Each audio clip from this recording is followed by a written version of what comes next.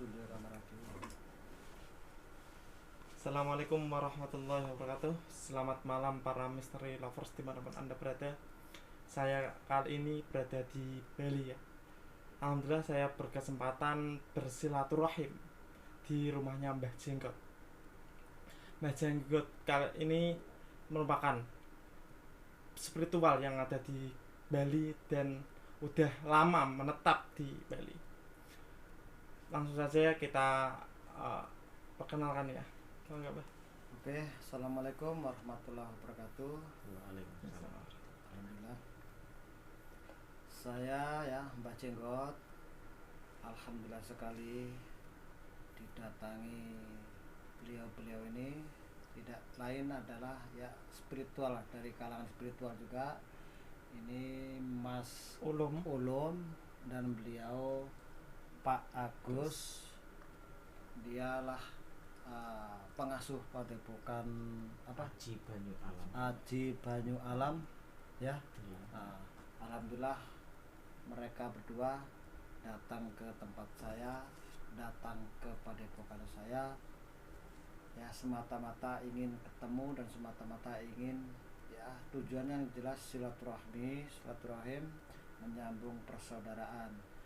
Beliau inilah ya yang betul-betul saya akui sangat luar biasa, jauh dari Jawa Tengah datang ke Bali, menyempatkan diri waktunya. Baru dapat 3 malam Mas ya. Baru 3 malam ya, baru pertama kali di daerah Bali. Ya betul ya, itu dah nggak tahu dengan tujuan apa mereka ini sampai jauh-jauh datang ke sini. Apa tujuannya Masnya ini? Iya. Pertama saya silaturahim di sini ya, Pak.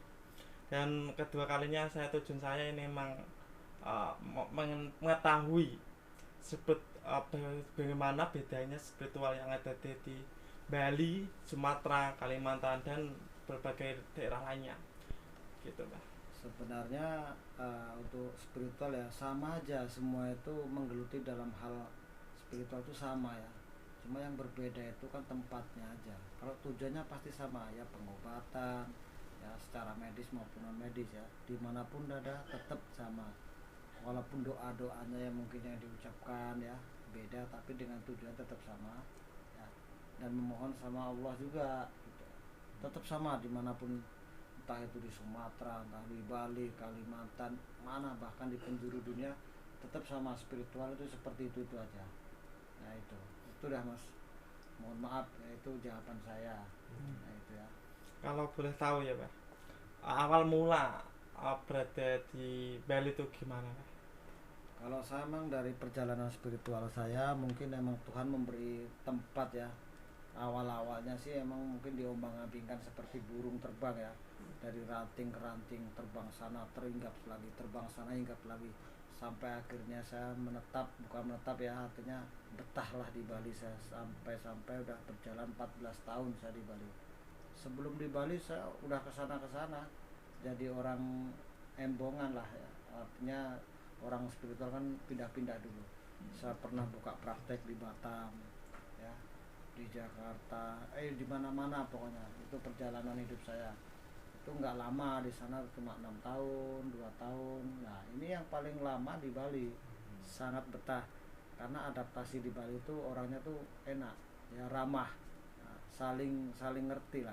Walaupun kita pendatang tapi sangat dihargai juga gitu. Karena penduduk di Bali ini walaupun mayoritas bukan orang Hindu ya, banyak lagi lah yang lain-lain ya, Muslim, Kristen, Protestan, Buddha dan lain-lainnya ya, banyak sekali. Karena kan Bali terkenal dengan pariwisatanya.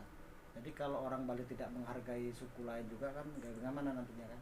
Nah, itulah. Saya bertanya di sini ya karena adaptasi sangat baik, sangat luar biasa, saling menghargai. Nah, ya, berbeda suku, berbeda agama tapi tetap satu, yaitu NKRI gitu. Nah, seperti itu Mas ya. Mungkin Masnya karena baru di Bali, mungkin belum tahu ya, belum tahu banyak, dan artinya kesana itu belum tahu. Jadi ya mungkin selingkup aja kan, baru 3 hari Ya, apalagi betul, saya itu baru kenal sampean, bagaimana mengenali sampean itu aja belum tahu. Cuma tahunya di sini malam inilah, malam Jumat ini ya, Alhamdulillah sekali, sangat luar biasa saya didatangi tamu-tamu dari Jawa ini. Ya, itu saya akui, saya sendiri ya belum tempatnya mereka nggak apa ya, mereka ini kok tahu tempat saya dan tahu nomor saya dari siapa ya. Yang jelas ya mungkin Tuhan lah yang memberikan jalur-jalurnya bisa sampai ke sini ya. Monggo mas-mas yang mau apa yang ditanyakan silahkan. Ya. Saya siap aja. Monggo dari Pak Agus. Sebelumnya, Assalamualaikum warahmatullahi wabarakatuh. Ya, salam buat seluruh Laskar Nusantara dimanapun berada. Dalam kesempatan ini mungkin saya bertanya dari pokok pertanyaan, ya mewakili sekaligus Mas Ulumnya gitu ya. Dari hal yang pertama yang ingin saya tanyakan untuk Mbah Jenggot gitu ya, napak tilas perjalanannya spiritualnya ya. Mungkin kalau sudah dari awal tadi sudah Mbah Jenggot jelaskan, namun yang untuk saat ini mungkin dari segi napak tilas dari selama menjadi praktisi spiritual ya, kesan-kesan yang didapat baik dari jasa apapun itu, mau dari segi kliennya, pasiennya, yang paling berkesan itu di salah satunya seperti apa Mbah Jenggot, monggo. Ya, terima kasih Pak Agus memberikan kesempatan lagi untuk menjawab pertanyaan ini. Ya, yang jelas selama saya menjalani spiritual, apalagi dalam hal pengobatan, itu banyak sekali ya hal-hal ataupun dalam pengobatan saya mengalami hal-hal yang aneh, hal-hal yang di luar nalar, itu banyak sekali ya. Ya, bisa saya ceritakan salah satunya yaitu orang yang mengalami sakit udah tahun-tahunan ya, bahkan dibawa kemana-mana sudah itu ya, nggak tahu, saya nggak ngitung mananya, yang jelas sudah dibawa kemana-mana. Itu cerita dari orang yang keluarganya yang sakit, untuk ceritanya seperti itu. Bahkan dibawa ke dokter udah diklaim itu stadium 4, bahkan tidak bisa akan diobati, siapapun yang mengobati tidak akan bisa. Tapi alhamdulillah dengan izin Tuhan, dengan izin Allah, saya memohon atas ridhonya dan bisa mengobati mereka. Nah, ya gitu. Dan salah satu yang kejadian yang aneh saya ceritakan yaitu waktu saya melakukan ritual ya, atau ritual dengan wirid, tasbihnya putus ya. Itu tasbihnya putus, padahal tasbih cuma begini aja, nah, kan gini aja, tapi ini bisa putus, Sampai talinya putus bisa ya. putus. Nah, setelah putus malamnya itu ya, saya dapat mimpi ya, itu entah itu terbawa oleh mimpi ataupun apa, nggak ngerti. Yang jelas mimpinya itu aneh juga. Mimpinya seperti apa itu? Itu mimpinya itu ya pokoknya semua yang saya pandangan mata, melihat ke kanan, ke kiri, ke belakang, ke samping, atas, itu isinya semut semua. Semut cetet, bahasa Jawanya itu semut cetet, semut yang gede-gede itu, hitam-hitam itu, yang sekali gigit itu kayak digigit tawon itu, bengkak. Itu semua itu isinya semut semua. Saya sapu habis, langsung tepar semua, mati semua. Alhamdulillah kejadian yang di situ tuh besoknya yang sakit sembuh. Oh, Alhamdulillah itu sembuh. Enggak tahu itu ada Allah. hikmahnya ya. Ada hikmahnya, yang jelas sakitnya itu ya saya enggak menuduh ya, nanti takut fitnah ya. Yang jelas itu kalau saya garis bawah itu penyakit non medis. Saya tidak mau menceritakan non medisnya itu dari mana, yang jelas itu semua tetap Tuhan ya. Kembali lagi kepada kita Tuhan. sandarkan kepada Allah Subhanahu wa taala. Ya, itulah Pak Agus. Sedikit banyaknya dalam hal perjalanan spiritual waktu pengobatan ada kejanggalan di situ. Gitu loh. Monggo. Oke, terima kasih. Kira-kira ya, Mbak. Saya kan baru pertama kali di sini ya, Mbak. Tempat-tempat sakral yang berarti yang ada di Bali itu di daerah mana, Mbak? Dan bisa diceritakan. Kalau tempat sakral ya, salah satu yang paling disakralkan khususnya di daerah Denpasar ini ya, bukan salah satu lagi ya, sebenarnya banyak ya, tapi saya sebutin diantaranya ya untuk kalangan orang ya, umat Hindu lah, itu di Puro Tanah Kilap ya. Terus di bandara di Pohon Kepuh ya, terus makamnya Siti Khadijah itu di Tegal, bukan di Tegal Jawa, di Tegal Bali sini ada. Oh, ada ya, Tegal ya, ternyata. Itu banyak juga yang kunjung ke sana, ziarah ke sana dari berbagai macam suku ya. Ya, tetap tapi muslim yang kebanyakan yang datang di makamnya Siti Khadijah itu yang sakral. Nah, itu. Pokoknya yang di antara itu masih lah banyak lagi karena di sini kan ada makom wali 7. Makom wali 7 di sini ada. Nah, jadi kalau mau kunjung di makom itu ya kita minimal 1 hari karena tempatnya nggak satu tempat. Ada yang di Jembrana, ada di Negara, ada di Bedugul, ada di Pantai Seseh. Nah, itu ada ya salah satunya di Siti Khadijah sini. Ternyata banyak ya. Banyak itu dah Mas Ulum. Jadi kalau di Bali ini kalau kita mau mencari tempat sakral itu hampir rata-rata itu sakral semua. Oh, sama. Ya, hampir rata-rata sakral. Karena di Bali ini emang tanah sakral. Nah, itu dah Mas Ulum. Jadi tidak mengurangi apa ya istilahnya pembicaraan dalam hal kesakralan tetap di Bali itu tetap sakral. Nah, itu. Oh iya. Mungkin di salah satu mungkin yang saya ingin tanyakan, bahkan saya ingin penasaran, mungkin dari yang di pertanyaan yang di ini yang soal tempat-tempat sakral nggih Mbah Jenggot sebenarnya untuk satu contoh gitu ya tempat sakral yang saya ingin ketahui sekiranya Mbah Jenggot bisa jabarkan mitos yang beredar di sana ya itu tadi yang di bandara nggih salah satu pohon gitu ya mitos di sana itu yang terkenal itu kisahnya apa sebenarnya ya dibalik mitos secara gaib ya secara dimensi gaib ya Kalau untuk cerita tentang dimensi-dimensi dalam artian dunia spiritual yang dikatakan gaib-gaib, kalau saya menceritakan banyak sedikitnya sebenarnya ya saya banyak enggak berani sebenarnya. Takutnya nanti jadi timbul fitnah karena ini kan di Bali banyak tempat sakral, salah satunya ya saya sebutin kayak sampean tanyakan tadi itu ya di pohon kepuh itu ya. Emang dulu pernah ada cerita karena apa ya cerita itu mungkin saya tidak ngerti ya belum saya di Bali itu udah cerita beredar katanya sih dulu pernah ditebang pohon itu dan tidak bisa bahkan disayembarakan orang yang memotong pohon itu mati artinya meninggal dan banyaklah kejadian-kejadian kejanggalan-kejanggalan di tempat itu di pohon itu tapi yang jelas saya ceritanya yang lebih lanjut itu tidak tahu. Nah, mungkin yang lebih banyak tahu itu pemangku atau itu yang ngurus tempat itu. Berarti di sana sudah ada pengurusnya ya? Udah ada itu pemangku. Ya alhamdulillah pemangku juga itu teman saya sahabat saya. Itu mangkunya di situ ngaji mangku. Nah, itu teman udah kayak saudara lah anggap aja saudara walaupun bukan saudara sekandung tapi saudara juga. Saya kan baru pertama masuk di rumah ini ya.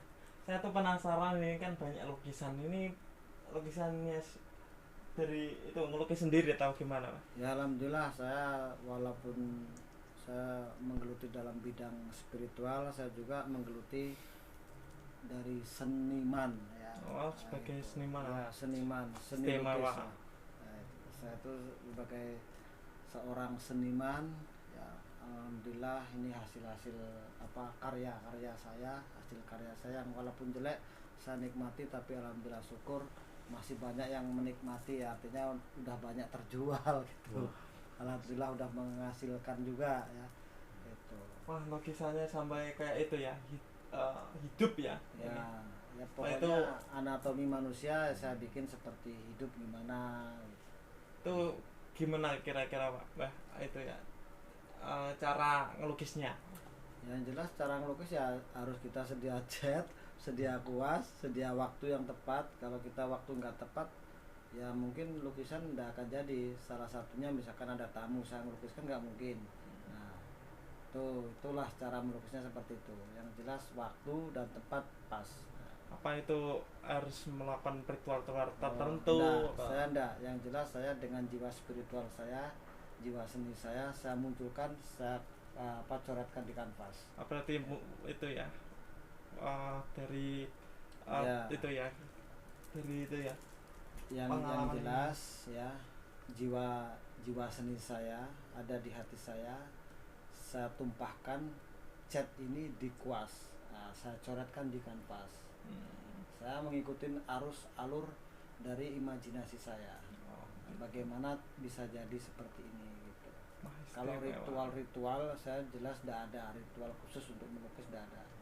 Mungkin kebanyakan orang adalah nggak banyak, walaupun nggak banyak pasti ada yang menyangka lukisan Kanjeng Ratu bagaimana kok bisa terjadi ini, apa nggak takut, apa nggak bla bla bla bla bla bla. Itu kalau menurut saya jiwa seni ya saya lukis saja dengan jiwa seni saya. Berarti murni dari itu Iya. imajinasi pikiran sendiri. Emang waktu melukis lukisan sudah jadi adalah kejanggalan dan terjadi hal-hal yang di luar nalar. Oh, seperti apa itu, Pak? Nah, contohnya waktu udah jadi lukisan itu Kanjeng Ratu tuh, saya foto ya, saya taruh di pojok sini, saya foto dari sini. Mungkin fotonya masih tersimpan, kalau nggak kehapus ada kok tersimpan. Itu seperti ada pusaran angin, itu jelas sekali, seperti obat nyamuk melingkar-lingkar gitu. Nah, itu jelas sekali lukisan Kanjeng Ratu. Itu beberapa kali saya foto terjadi gitu.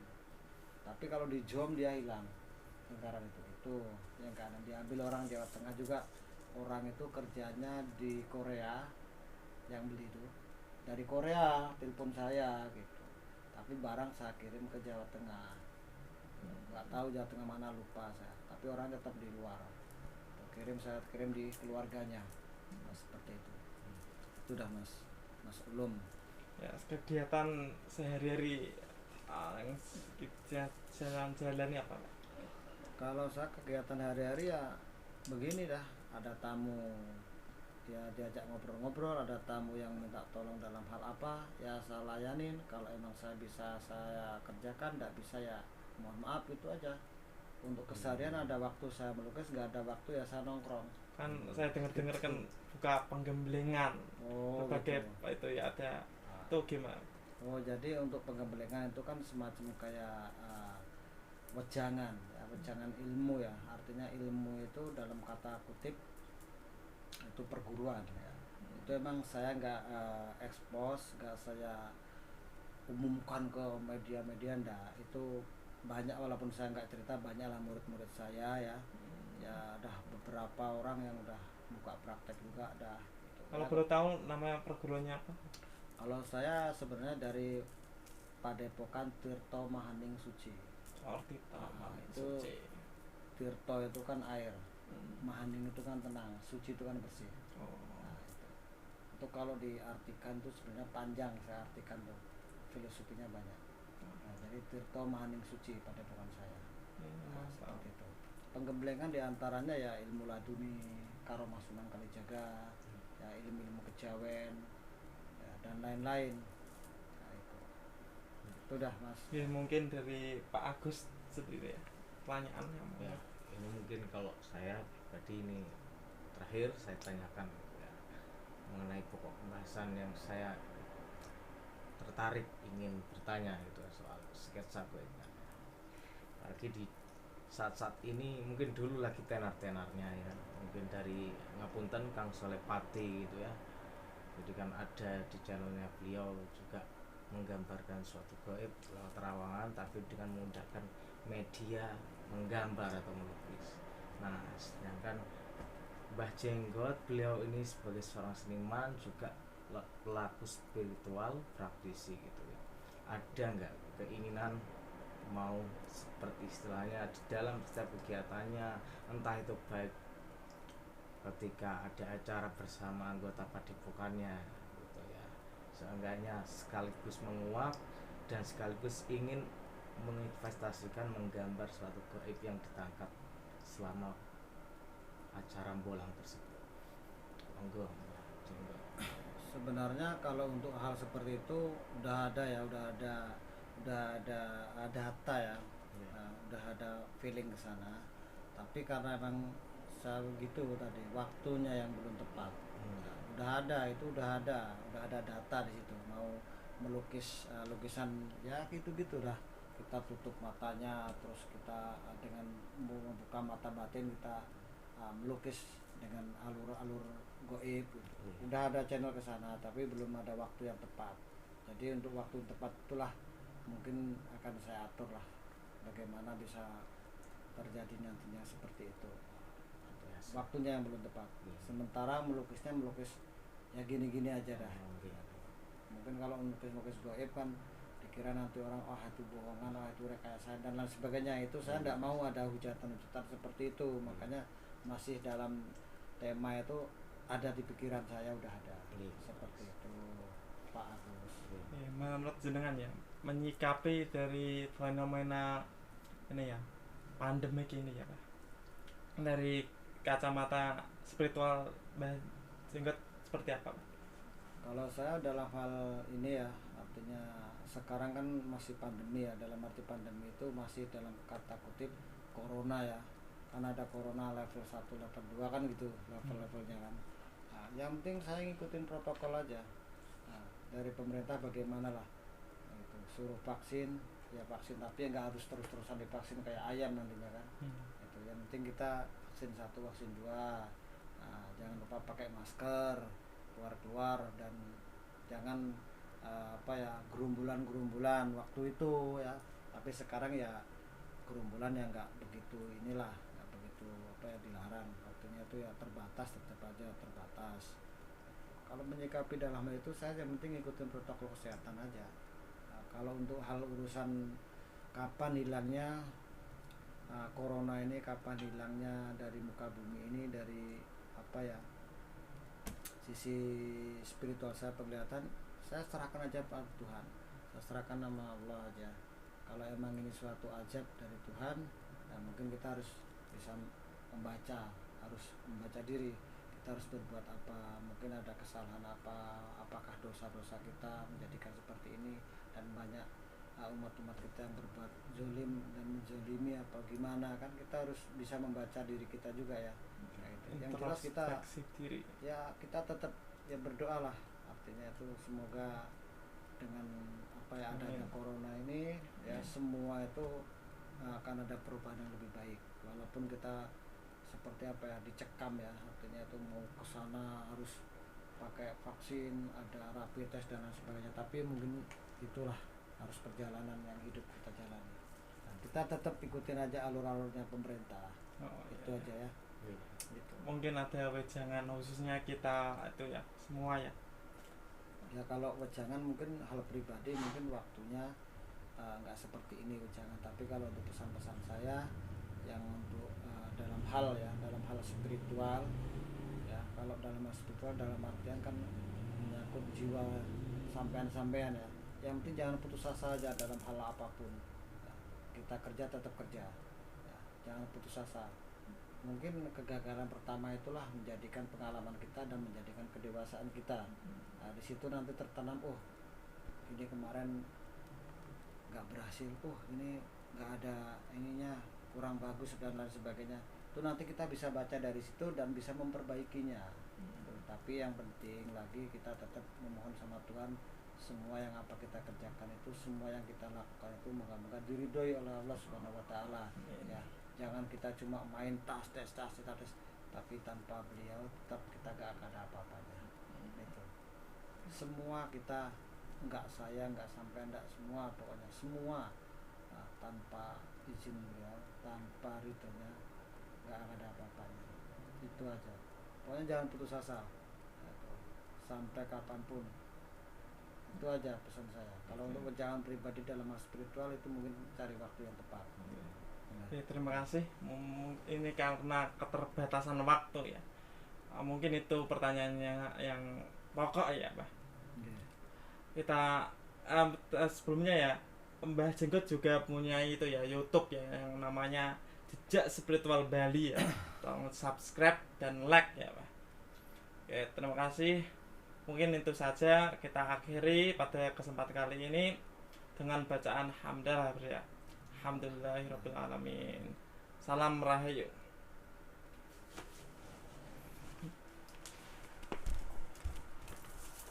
Poin kekurangan aja.